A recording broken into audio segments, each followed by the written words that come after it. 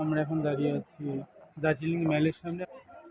সকালবেলা, সকাল 10টা, ভীষণ কুয়াশা, সূর্যদেবের দেখা নেই। সন্ধ্যাবেলা এইখানটায় প্রচুর লোকারণ্য হয়ে যায় এবং খুব ভিড় হয়।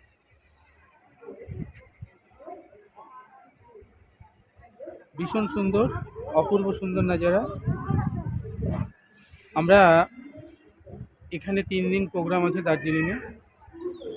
এরপরে আমরা যাব মিরিকে। মিরিকে আমরা থাকবো হোটেল নিয়ে।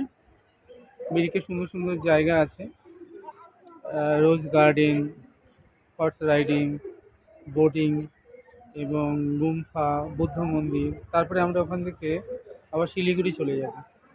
শিলিগুড়িতে আমরা হংকং মার্কেট, ইস্কন মন্দির সব কিছু ঘুরে আমাদের 1 তারিখে আবার আমাদের রাত্রে কলকাতা ফেরা।